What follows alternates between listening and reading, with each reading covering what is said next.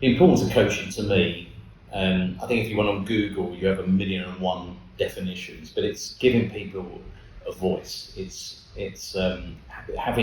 being curious about how people meet goals and objectives. It's all well and good setting some, but people are going to find a different way of getting there. I always used to use the analogy of there's a map, there's a beginning and a destination, and 100 different ways you can get. You can go the scenic route or you can go the quick route, but just get to the destination. Coaching is all about the discovery, all about the journey across that map. And I think absolutely, it's absolutely crucial within organisations to have that culture. It's a way of treating people more than anything. Yeah, a kind of coaching culture is a way of working.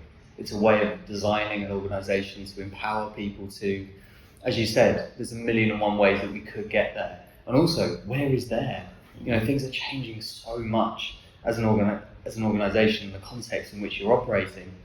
How we get there may need to change along the way. And through coaching and through good questions, which is ultimately what coaching is, we can really explore some of those different, unique ways of getting to the same place. Mm-hmm.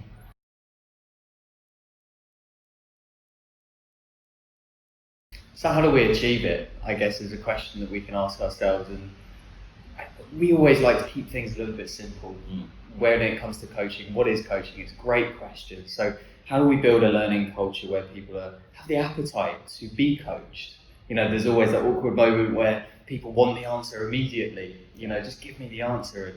And actually, how do we build that appetite for exploring the journey and exploring coaching questions? And then equipping people to have great questions, right, that do open the conversation up. I think those two things are just vitally important. Create the conditions for learning and an appetite for listening, and then equip people with great questions. Yeah, and I think it's that. I think it's not, you know, coaching is not something that's done to people. It's creating the right environments, and I think it's imperative that leaders know how to coach. I think you can't coach all the time. There's absolutely a time to lead. There's absolutely a time to manage and mentor and feedback and all the differences. But when the